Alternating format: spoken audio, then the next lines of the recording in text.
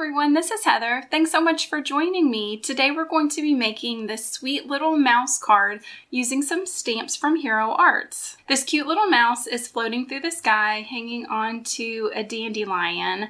I have done some ink blending on the background and added some pretty shimmer to all the little dandelion pieces.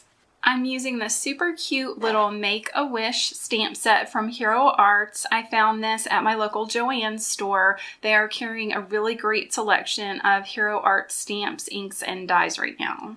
This is going to be just a one-paneled card because I'm going to be doing some masking. So I just have a 110-pound weight white cardstock that's 4 by 5 1/4 and a cardstock base made out of dark teal cardstock, just an 8.5 by 11 cut score folded in half. On my white panel, I'm using black memento ink to stamp out all my images. I've stamped the mouse in the center. I'm stamping the hold on to your wishes sentiment in the lower right-hand corner.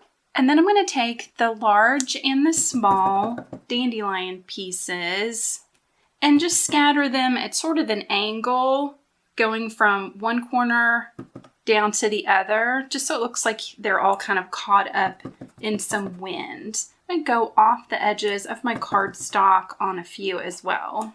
Then I'm going to take the smaller piece and just kind of fill in around those larger dandelion pieces. And here's all the stamping finished. And before you move on to the next step, you want to make sure that your ink is really dry. So either let it air dry or hit it on low with your heat gun. To mask off the mouse today, to do my ink blending on the background, I'm using some drawing gum from PBO. You can find this online at Amazon or in the art department at some of the bigger box craft stores. You want to make sure that you shake it up really well before you use it. And I'm using a small number 3 paintbrush to apply this over my stamped images. I use a dedicated brush for this because you're basically not going to be able to use your brush for anything else because this stuff, it gets really sticky and will stick to the brushes. So either buy yourself a really inexpensive paintbrush or maybe use one that you've used a lot that's kind of ruined already. Just want to dip it into the drawing gum and paint over your stamped areas that you want to mask. You want to work pretty quickly because this does dry really fast.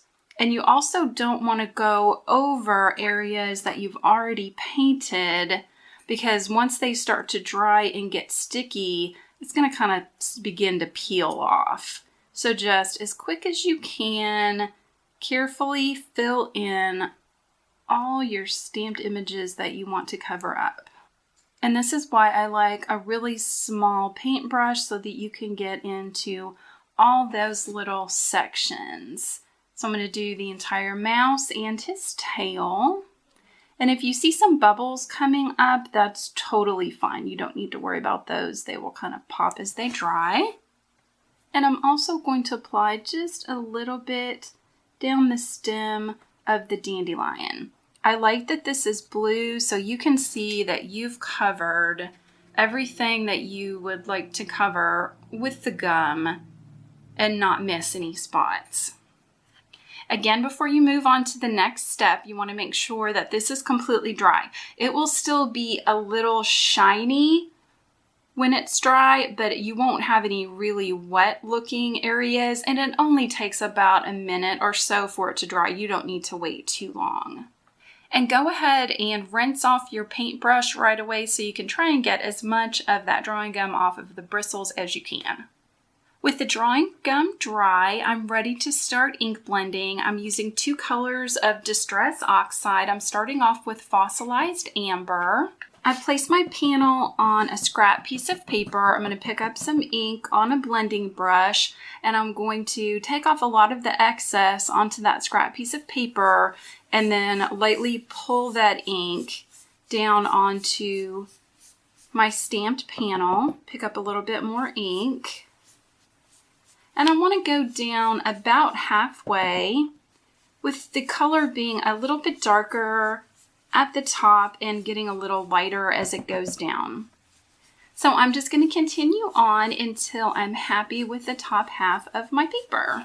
I'm happy with my yellow ink blending, so I've picked up a different blending brush and I've moved to Broken China Distress Ink, and I'm going to do the same on the bottom and go up towards that light section of the yellow. I don't want to overlap too much because then I'll get sort of a green color, but I want them to come kind of close, maybe just a little bit of a white halo in between the blue and the yellow. And you'll see this blue takes a little bit more ink and a little bit more building up to get a nice smooth color on here than the yellow does. But just keep swirling, working up that color, bringing it up a little bit lighter towards the yellow. And here is my finished ink blended panel. I do want to note that when you put some of the Oxide colors over top of black ink, it does kind of soften the color a little bit and take it almost to a dark gray rather than a stark black. I actually like that for this scene. It just kind of softens everything up a little bit. I'm ready to go ahead and remove the drawing gum, and I have got an adhesive eraser. And I'm just going to pull over top of that gum and you'll see it begin to lift away and you'll be left with a nice white area for coloring. You can also use your fingers or a different type of eraser for this, but I really found that these erasers that are made for paper crafters to lift off adhesive works really well for getting this off. So you're just going to rub over everywhere that you masked off and get all that off. I did want to point out, if you have gone over the edges of your stamped image a little bit, if you have a marker that's similar in color to the inking that you did, you can kind of go in and fill that in just a little bit, and that'll take away any of those white edges. I'm using Tri-Blend markers from Spectrum Noir to color in my images. For the mouse, I'm using their red-brown blend, and I'm going to completely color in the body of my little mouse with the lightest shade. I'm going to avoid the tip of his nose, the inside of his ears, and his little feet, tail, and paws. Next, I'm going to take the darkest shade of that same red-brown blend and add some shading and shadowing along on my little mouse.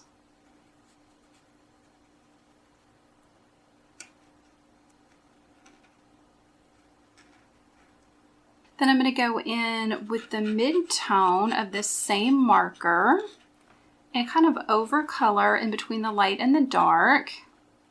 If you're not familiar with these markers, I have lots and lots of videos using them on my channel, including an in-depth review. I really love these markers for really easy coloring and blending.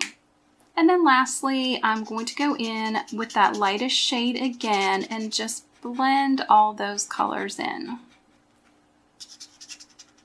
And then a lot of times I like to take the darkest color and go back in just a few spots that I would like it to be just a little extra dark and add just a tiny bit more shadow. For the rest of the mouse, I'm going to be using the pale pink blend. I'm going to fill all that in with the lightest shade. And because this is such a small area, I'm going to take just the darkest tone to add a little bit of shading and shadowing.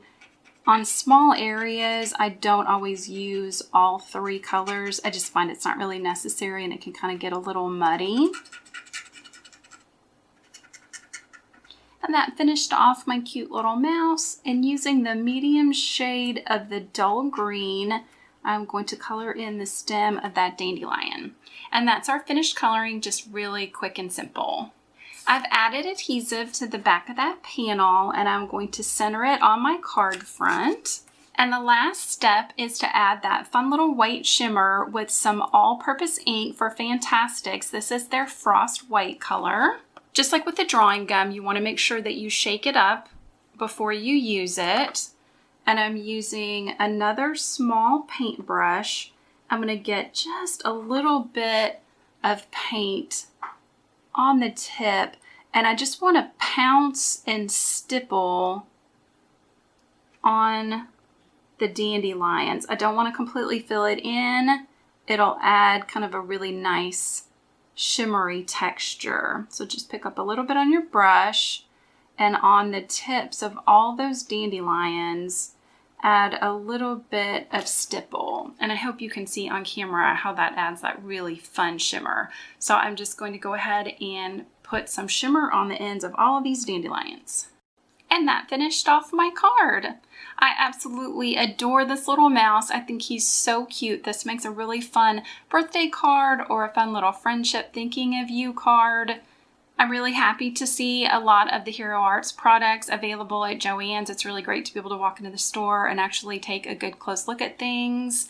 And a lot of times you can use a coupon, which is also really awesome. So I hope you enjoyed this video. If you did, please give it a thumbs up. Be sure to check out my channel and subscribe. And I hope you have a really wonderful day. Bye!